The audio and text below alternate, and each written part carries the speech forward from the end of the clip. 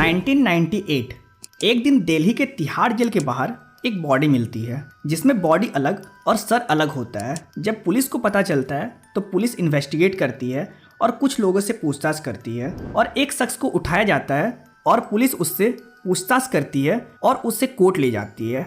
लेकिन कुछ पुख्ता सबूत न होने की वजह से कोर्ट उसे छोड़ देती है बिकॉज बॉडी की आइडेंटिफिकेशन नहीं हो पाती है और पुलिस भी इस केस को और इस शख्स को भूल जाती है। 27 जून 2003 करीब 5 सालों के बाद उसी जगह पर एक बॉडी मिलती है, जगह तिहाड़ जेल के बाहर। और फिर से पुलिस इस बॉडी की और इस केस की पड़ताल करती है लेकिन फिर से कुछ पता नहीं चलता है। 20 नवंबर 2003 दूसरी बॉडी मिलने के ठीक 5 महीने बाद तीसरी बॉडी मिलती है। ये बॉडी तिहाड़ जेल के गेट नंबर 1 के ठीक सामने रखी मिलती है। अब तक तिहाड़ जेल के दाएं और बाएं रखा जाता था पर यह बॉडी ठीक सामने ही रखा गया था। अब पुलिस फिर से परेशान, लेकिन फिर से कुछ पता नहीं चल पाता है। इसे पहले की 2 बॉडी के साथ रखकर भी इन्वेस्टिगेट किया जाता है लेकिन फिर भी कोई जानकारी नहीं मिल पाती है। फिर वक्त बीतता है। इसके बाद 2 नवंबर 2005 करीब 2 साल के बाद चौथी बॉडी मिलती है। ये बॉडी मंगोलपुरी के पास मिलती है और फिर से वही, पुलिस के पास कोई सबूत नहीं। फिर इसके करीब साल भर के बाद 20 अक्टूबर 2006 को 5वीं बॉडी मिलती है। ये भी तिहाड़ जेल के गेट नंबर ठीक 3 के सामने रखी मिलती है। लेकिन ये पहली ऐसी बॉडी थी जिसके साथ एक लेटर भी रखा गया था और इस लेटर में लिखा गया था, मेरे प्रियजनों, दिल्ली पुलिस के जाबाज डीएसपी से लेकर आईएएस अधिकारी तक, तुम सभी को तुम्हारे दामाद की तरफ से खुल्लम खुल्ला चैलेंज है। अगर वाकई तुम लोगों ने माँ का दूध पिया है तो मुझे पकड़ कर दिखाओ, वरना तुम सारे नाजायज औलाद कहलाओगे। और मैं 2003 में जेल से बाहर आ गया हूँ। अब पुलिस परेशान, ये है कौन जो हमें खुली चुनौती दे रहा है। इसके बाद पुलिस इन्वेस्टिगेट कर ही रही होती है कि तभी 25 अप्रैल 2007 को छठी बॉडी मिलती है और ये भी तिहाड़ जेल के गेट नंबर ठीक 3 के सामने।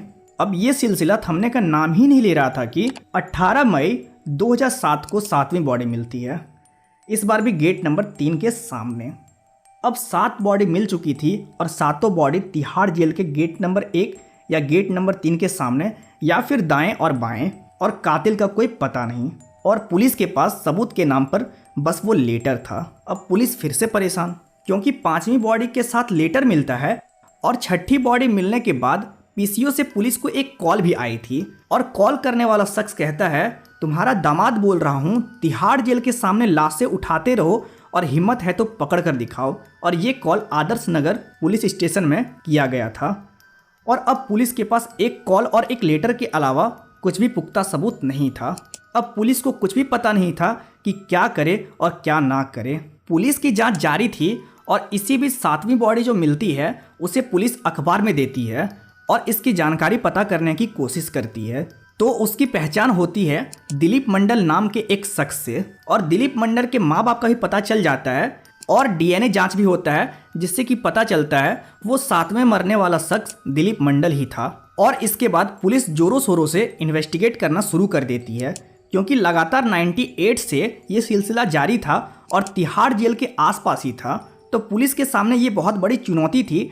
तो पुलिस की एक टीम ने इसे चुनौती की तरह इन्वेस्टिगेट करना शुरू कर देती है और पहले कत्ल से इसकी कड़ी जोड़ने का प्रयास करने लगती है।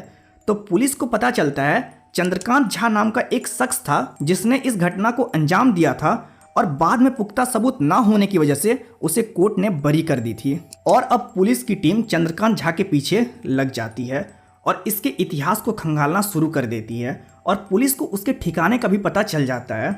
और जैसे तैसे पुलिस उसके ठिकाने पर पहुंच जाती है और उसके घर से एक चाकू बरामद होता है जिसमें तब भी ब्लड स्टेन लगे हुए थे। और पुलिस उस चाकू को फॉरेंसिक जांच के लिए भेज देती है और पता चलता है ये चाकू में लगे ब्लड स्टेन दिलीप मंडल का है जो 7वीं बॉडी मिली थी। तब पुलिस उससे सख्ती से पूछताछ करने लगती है और तब जाकर उसने सबके सर को जहां फेंका था उस ठिकाने के बारे में पुलिस को बताता है। तब जाकर फाइनली पता चल जाता है ये कत्ल इसने ही किया है। इसके बाद पुलिस के तमाम पूछताछ करने के बाद इसकी हैंडराइटिंग को भी मिलाया जाता है जो उस लेटर में लिखा गया था। तो वो हैंडराइटिंग भी उस शख्स से मिल जाती है और तब जाकर पहली बार पुलिस के हाथों कुछ पुख्ता सबूत हाथ लगता है। इसके बाद पुलिस उसे लेकर कोर्ट पहुंचती है और इस पर 7 के 7 मर्डर का मुकदमा चलाती है और 6 सालों के बाद लोअर कोर्ट 2 मामले का फैसला सुनाती है। एक 4 फरवरी को एक 5 फरवरी को। एक में फांसी की सजा सुनाई जाती है और एक में उम्र कैद की। लेकिन ये मामला जब ऊपरी अदालत में पहुंचती है तो ऊपरी अदालत ने फांसी की सजा को उम्र कैद की सजा में तब्दील कर दिया और ये शख्स आज भी तिहाड़ जेल के अंदर सजा काट रहा है। तो दोस्तों, क्या आपने चंद्रकांत झा के बारे में ऐसा कुछ सुना था? अपनी राय कमेंट बॉक्स में जरूर बताएं और आशा करता हूं आप सब सुरक्षित रहें। जय हिंद, जय भारत।